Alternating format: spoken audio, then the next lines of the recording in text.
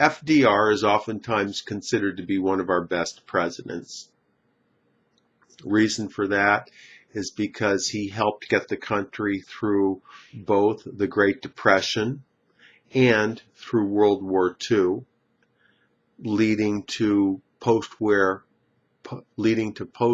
prosperity, and so he was considered to be a very good leader. And also he was in a wheelchair, right? And this was something that journalists and politicians try to hide and not expose it to the public because it would be considered as a sign of weakness. That's true. At the same time, though, people knew that he had polio. They knew he was crippled, and so they felt that him moving forward, in spite of being handicapped, was a very strong sign of courage.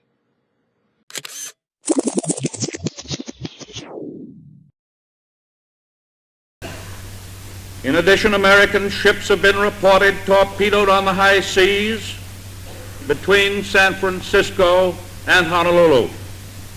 High seas refers to open ocean, generally international waters, in a legal sense, or other senses too. The idea being that on the high seas, international law applies.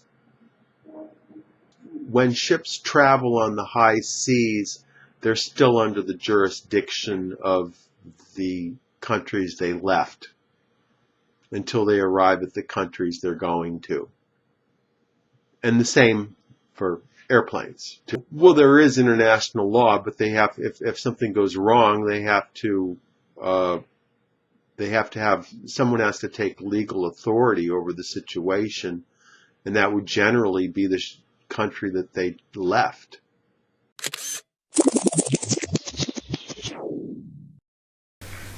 Will our whole nation remember the character of the onslaught against us? An onslaught is the powerful attack. It reminds people of slaughter, but it's not necessarily bloody. It largely just refers to a cutting force, like a slice. So you can talk about the onslaught of war, or also the onslaught of a powerful rainstorm, or some tragedy of some type. And slaught is a noun. It means strike, right? So this helps to understand that onslaught or on strike, something strikes, something bad, maybe epidemics or disaster. So that's correct. Slaught means a strike, but it's an old-fashioned word, so people don't say slaught anymore. In the onslaught of war, it's understood that a lot of people are going to die, or we are awaiting the onslaught of the enemy to attack.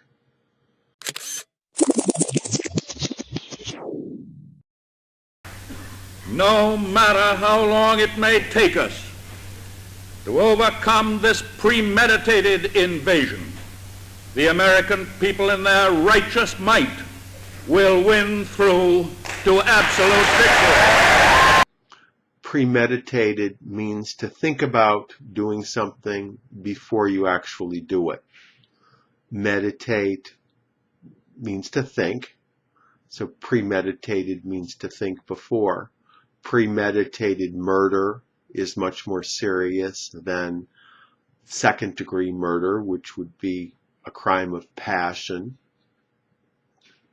Premeditation is also a characteristic of proving crime, that someone purposefully engaged in some wrongful behavior and didn't just do it by accident. And pre means, this prefix pre means before, just like post means after, right? That's correct. And you said it's an aspect. Premeditated crime is an aspect. It's called aggravating circumstance, which will make the sentence harsher.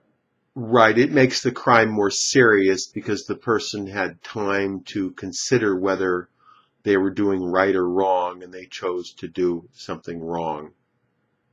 He was convicted of premeditated murder and received a life sentence. That's all for today. Tom Taylor is an ESL tutor. He teaches English in the United States and outside, all over the world, using Skype. He can be reached at his website, which is ESL-fullsteamahead.com. Click on this link and check out his website and email with questions. Thank you, Tom, and I'll talk to you next time. Thank you.